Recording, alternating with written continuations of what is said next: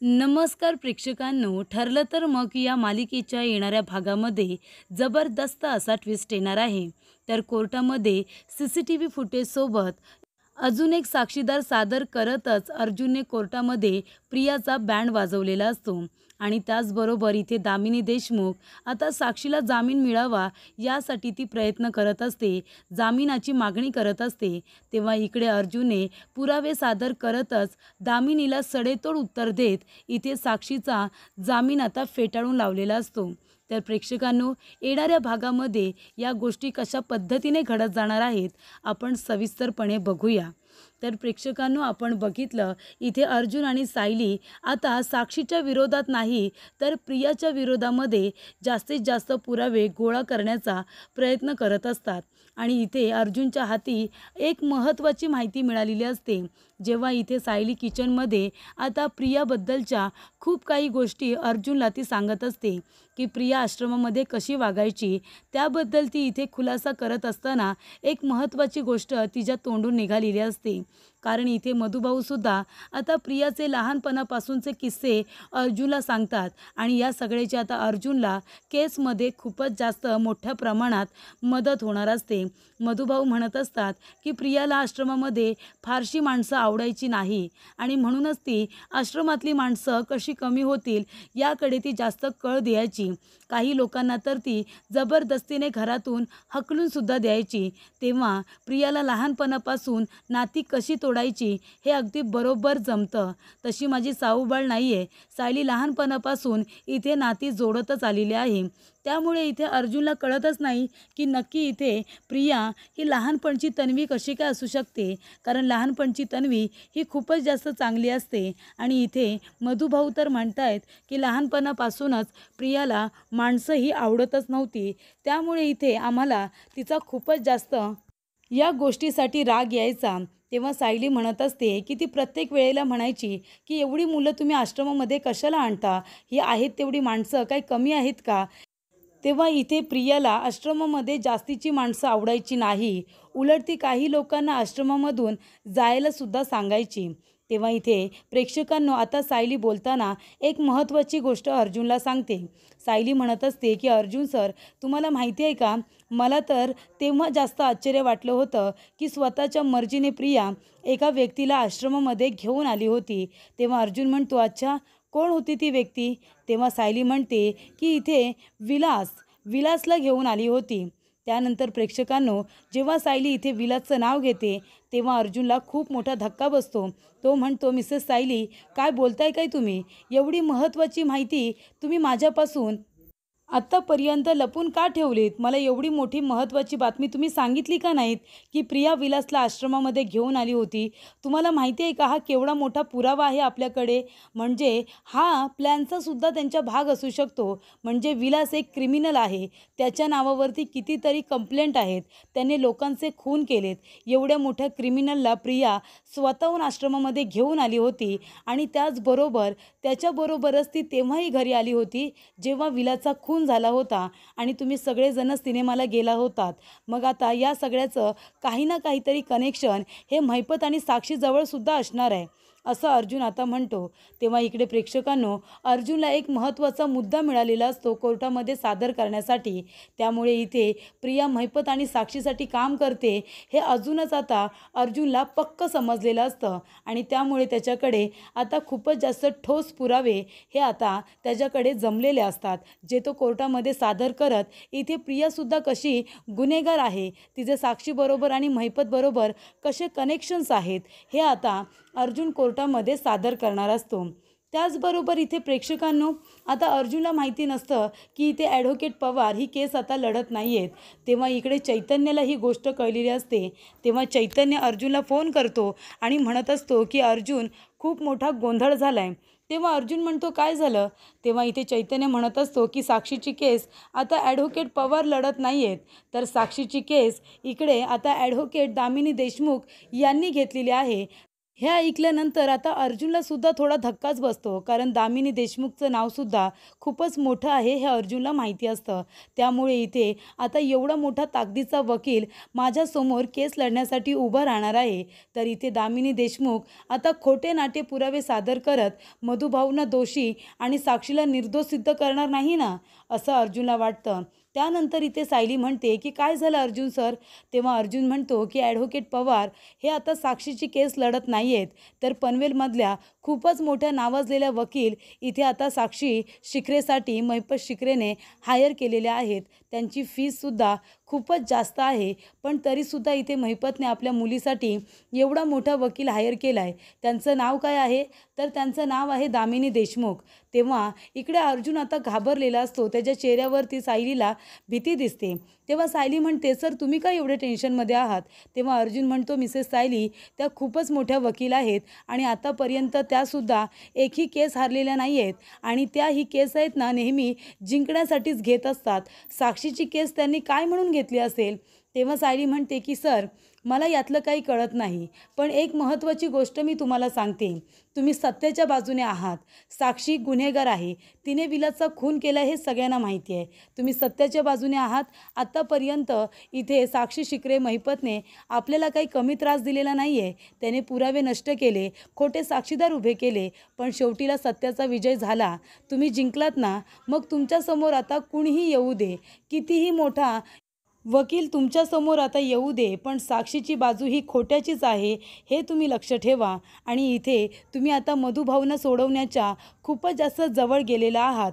त्याच्यामुळे तुमच्यासमोर कोण आहे याचा विचार करण्यापेक्षा तुम्ही साक्षी कशी गुन्हेगार आहे, प्रियाने तिला कशा पद्धतीने मदत केली ते सुद्धा खोटं बोलून, आणि मधुभाऊ कसे निर्दोष आहेत तुम्ही एवढंच सिद्ध करा. तेव्हा इकडे सायली अर्जुनचं मनोबल वाढवण्याचं काम करत असते आणि त्यामुळे इथे अर्जुनला सुद्धा आता धीर मिळालेला असतो. तेव्हा अर्जुन म्हणतो की मिसेस सायली हे तर पुरावे आपल्याला मिळालेत, हे पुरावे खूपच जास्त आहेत हे प्रूफ करण्यासाठी की इथे प्रियाचे साक्षीबरोबर त्याचबरोबर इथे विलासबरोबर आधीपासूनचेच कनेक्शन्स आहेत आणि ती इकडे आता साक्षीला वाचवण्याचा प्रयत्न करते हे आपण सिद्ध करू. पण अजून आपल्याकडे कुठला तरी असा साक्षीदार हवा जो कोर्टामध्ये प्रियाच्या विरोधात साक्ष देईल. तेव्हा इकडे सायली आता जेव्हा प्रियाच्या गोष्टी सांगत असते तेव्हा सायली बोलता बोलता अर्जुनला सांगत असते की प्रियाला इथे लहानपणापासूनच पैशाची ती खूपच जास्त हवरट होती. तेव्हा ती काय करायची, जेव्हा ती कॉलेजला होती ना तेव्हा श्रीमंत मुलं बघायची आणि त्यातला एखादा श्रीमंत मुलगा पटवायची आणि मग त्याच्याबरोबर प्रेमाचं नाटक करत त्याच्याकडून खूप सारे पैसे ती उकळायची. ही सवय होती तिला आणि मग त्याने पैसे देणं बंद केलं की त्याला सोडायची, परत दुसरा श्रीमंत मुलगा पटवायची.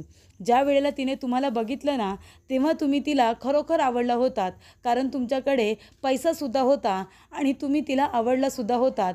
पण तुम्ही तिला आता मिळाला नाहीत, तुम्ही पुन्हा माझ्याबरोबरच लग्न केलं. तुम्ही बघितलं ना ती तुमच्याबरोबर लग्न करण्यासाठी किती इकडे एक्सायटेड होती. पनवेलमधून ती सरळ नाशिकमध्ये गेली होती का, तर तुमच्याबरोबर लग्न करता यावं म्हणून. पण नंतरला जेव्हा तुमचं लग्न तिच्याबरोबर नाही झालं तर तिने लगेच अश्विन भाऊजींना पटवलं, बरोबर की नाही. तिची ही पहिल्यापासूनची सवय आहे. तेव्हा अर्जुन म्हणतो मिसेस सायली तुम्ही म्हणाला होतात की ती खूपच जास्त मुलं पटवायची, मग त्यातला एखादा मुलगा तरी आपल्याला साक्ष देण्यासाठी मिळेल का. एखाद्या मुलाचं तुम्हाला नाव माहिती आहे. तेव्हा इकडे आता सायली म्हणत असते की सर मला तर माहिती नाही आहे, पण तुम्हाला एक गोष्ट सांगू का, ती आहे ना एका सनी नावाच्या मुलाचं नाव खूप जास्त घ्यायची. तेव्हा इथे अर्जुन म्हणतो सनी. त्यानंतर इकडे आता अर्जुनला सनी हा मुलगा हवा असतो कोर्टामध्ये साक्ष देण्यासाठी. तेव्हा तो आता सनीला भेटण्याचा पुरेपूर प्रयत्न करत असतो. तेव्हा इकडे आता त्याचा नंबर कसा काय मिळणार. तेव्हा इकडे प्रेक्षकांनो अर्जुन आता काही करून प्रियाचा मोबाईल सायलीला मिळवायला सांगतो. तर इकडे तिचा मोबाईल जर मिळाला तर त्याच्यातून आपण सनीचा नंबर घेऊ शकतो आणि मग त्याला आपण कॉन्टॅक्ट करून इथे बोलू शकतो. तेव्हा इकडे सायली आता प्रियाचा तिथे चार्जिंगला मोबाईल असतो. तेव्हा इथे सायलीसुद्धा तिचा मोबाईल मिळवते आणि त्याच्यामध्ये आता सनीचा नंबर आहे का ते चेक करते. सनीचा नंबर ती पटापट आता लिहून घेते आणि तिचा मोबाईल लॉक करून पुन्हा तिथे ठेवून देते.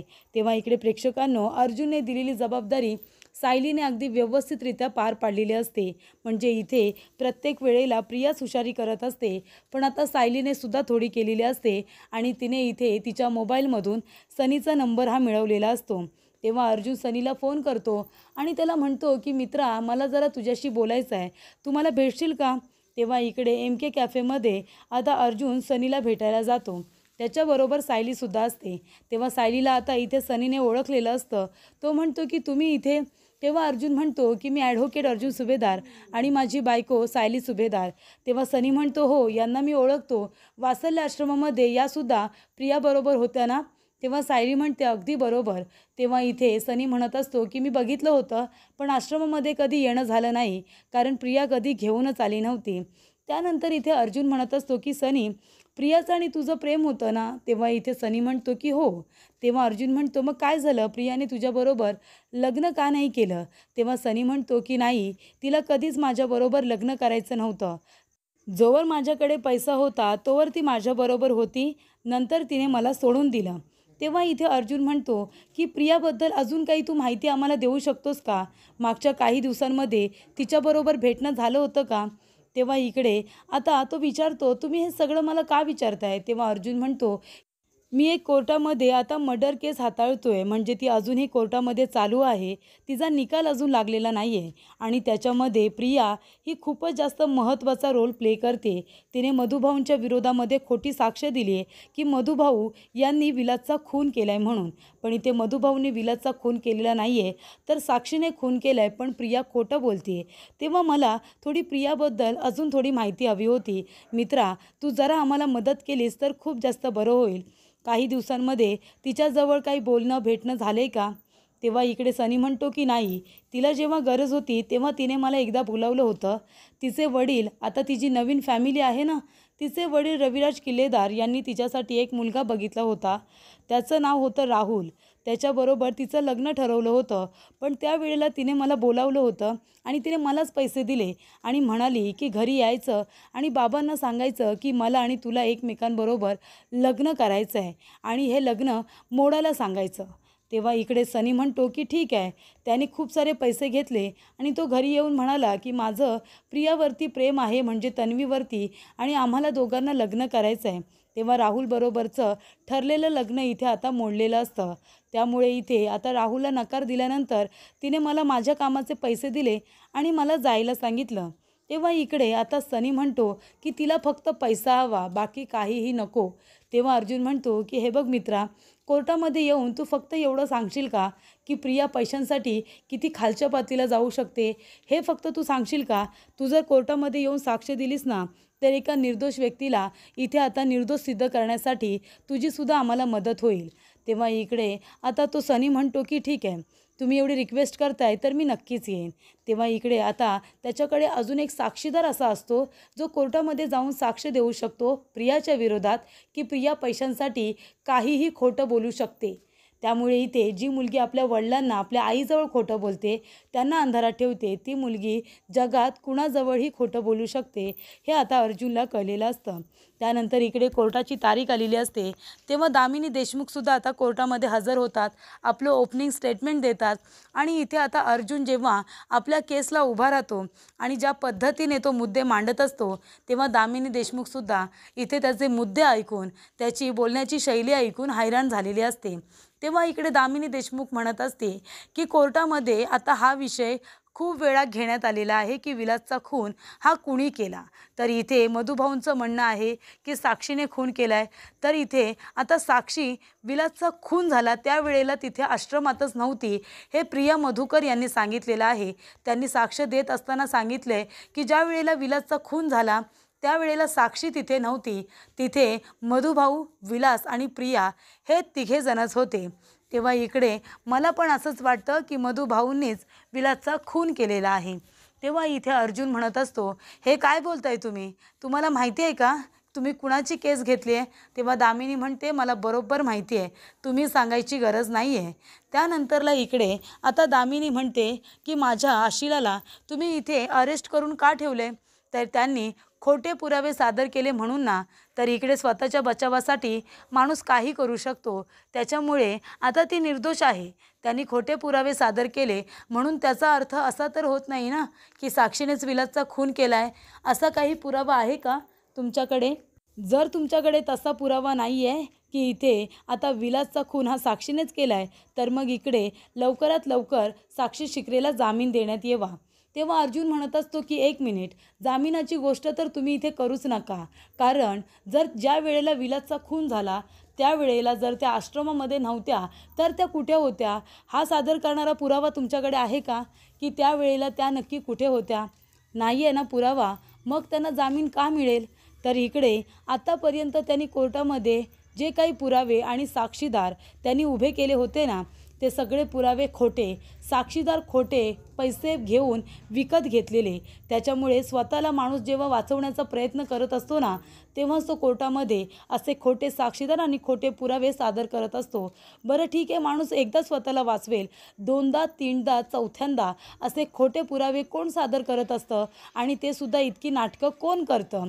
तेव्हा इकडे ती नक्कीच गुन्हेगार आहे, म्हणूनच ती खोटे पुरावे सादर करते हे अर्जुन आता सिद्ध करतो. त्यानंतर अर्जुन आलेला असतो तो म्हणजे त्या प्रियाकडे. तर इकडे अर्जुन आता प्रियाकडे येतो आणि म्हणत असतो की मला प्रिया मधुकर यांना आता विटनेस बॉक्समध्ये बोलवायचं आहे, म्हणजे तन्वी किल्लेदार. तेव्हा इकडे आता प्रियाला विटनेस बॉक्समध्ये बोलवल्यानंतर प्रिया घाबरलेली असते. तेव्हा इकडे अर्जुन म्हणत असतो की प्रिया मधुकर, तुम्ही जरा सांगाल का की तुम्ही साक्षीला कधी भेटला होतात, तुमची कधीपासूनची मैत्री आहे ते सांगाल? तेव्हा प्रिया म्हणते की नाही, माझी आणि साक्षीची मैत्री नाही आहे. ती एकदा दोनदा आश्रमामध्ये आली होती, ज्या वेळेला त्यांना आमचं आश्रम खरेदी करायचं होतं तेव्हाच ती आली होती, मी तेव्हाच तिला बघितलं होतं. आमच्यामध्ये काही अशी मैत्री वगैरे नाही आहे. तेव्हा इकडे अर्जुन म्हणतो नक्की ना, म्हणजे तुम्ही असं कधी केलं आहे का की तिचं काहीतरी काम केले आणि त्या बदल्यात तिच्याकडून पैसे घेतलेत, असं कधी काही केलं आहे? तेव्हा साक्षी म्हणते की आता हा असं का प्रश्न विचारतोय, याला काही पुरावा वगैरे मिळाला आहे की काय? त्यानंतर प्रिया म्हणते नाही नाही, मी तिचं काय काम करू, मी तिचं काही काम केलेलं नाही आहे आणि त्या बदल्यात मी पैसेसुद्धा घेतलेले नाही आहेत. आमची कधी भेटगाठ अशी झालेली नाही आहे. तेव्हा अर्जुन म्हणतो नक्की बोलताय ना तुम्ही, म्हणजे साक्षीबरोबर तुमची आधीपासून मैत्री नाही आहे का? जेव्हा विलासचा खून झाला त्याच्या आधीपासून तुमची मैत्री अजिबातच नव्हती. तेव्हा प्रिया म्हणते नाही, अजिबात नाही. तेव्हा अर्जुन म्हणतो ठीक आहे. तेव्हा इथे अर्जुन आता म्हणतो की ह्याच्यामध्ये CCTV फुटेजमध्ये आता आम्हाला असं काहीतरी मिळालेलं आहे जे कोर्टामध्ये सादर केल्यानंतर तुम्ही सगळेजण आता हैराण व्हाल. आत्तापर्यंत प्रिया मधुकर यांनी कोर्टाला खूपच जास्त अंधारात ठेवलं, सत्य लपवून ठेवलं, पण आता इथे मला असं काही फुटेज आता कोर्टामध्ये सादर करायचं आहे जे बघितल्यानंतर सगळा सत्याचा उलगडा होईल. तेव्हा अर्जुन ते CCTV फुटेज आता स्क्रीनवरती लावायला सांगतो, ज्याच्यामध्ये प्रिया आणि साक्षी दोघीही आहेत आणि त्याच्यामध्ये इथे साक्षी प्रियाला पैसे देते आणि प्रिया ते पैसे घेऊन आता पर्समध्ये ठेवते. तेव्हा अर्जुन म्हणतो की हे बघा जज साहेब, म्हणजे इथे प्रिया मधुकर यांनी साक्षीकडून पैसे घेतलेत आणि जेव्हा विलासचा खून झाला त्यावेळची तारीख बघा आणि इथे आता CCTV फुटेजची तारीख बघा, 15 दिवस आधीपासूनची तारीख आहे. म्हणजे जेव्हापासून इथे विलास हा त्यांच्या आश्रमामध्ये गेला त्याच्या आधीपासूनच साक्षी आणि प्रियाची मैत्री आहे. आणि महत्त्वाचा मुद्दा म्हणजे विलास हा एक क्रिमिनल आहे. विलास हा एक क्रिमिनल आहे आणि आश्रमामध्ये विलासला घेऊन जाणारी व्यक्ती ही दुसरी तिसरी कोणी नसून प्रिया मधुकर आहे.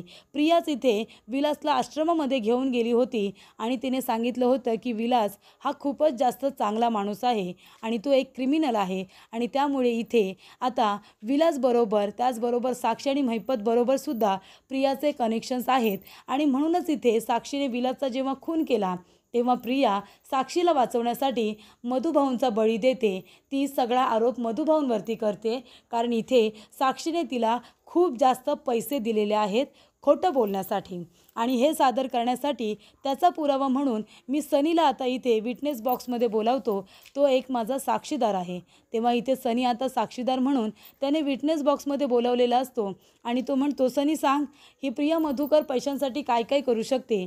तेव्हा इकडे आता सनी म्हणतो की प्रियाच्या वडिलांनी तिचं लग्न ठरवलं होतं, पण तिला त्या मुलाबरोबर लग्न करायचं नव्हतं कारण तिला अर्जुन सुभेदार यांच्याबरोबर लग्न करायचं होतं. तेव्हा तिने मला पैसे दिले आणि मला सांगितलं की तू माझा बॉयफ्रेंड आहेस असं माझ्या वडिलांना सांग आणि माझं ठरलेलं लग्न मोड. तेव्हा इथे प्रेक्षकांनो, आता अर्जुनने इथे साक्षीदार त्याचबरोबर CCTV फुटेज हे आता सादर करत प्रिया मधुकरचं संबंध हे साक्षी शिकरेबरोबर आणि विलासबरोबर आधीपासूनचेच होते आणि ती या दोघांना मदत करत होती इथे आश्रमाचे पेपर चोरण्यासाठी.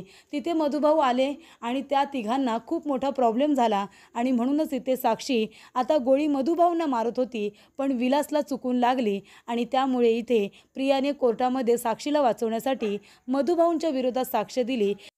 हे आता अर्जुनने पुरावे देऊन सिद्ध केलेलं असतं आणि त्यामुळे इथे प्रियासुद्धा तेवढीच गुन्हेगार आहे हे अर्जुनने कोर्टामध्ये मुद्देसूद मांडलेलं असतं. त्यामुळे इथे आता CCTV फुटेज बघितल्यानंतर प्रियाचे डोळेच मोठे होतात आणि ती पूर्णपणे आता फसलेली असते. अशा पद्धतीने पुरावे सादर करत प्रिया कशी गुन्हेगार आहे हे अर्जुनने सिद्ध केलेलं असतं आणि त्याचबरोबर साक्षीनेच विलासचा खून केला आहे, त्याच्यामुळे तिला जामीन मिळणार नाही. तिचा जामीनसुद्धा इथे आता फेटाळून लावलेला असतो आणि त्यामुळे इथे अर्जुन ज्या पद्धतीने केस लढतो ते बघून दामिनी देशमुखसुद्धा आश्चर्यचकित झालेली असते.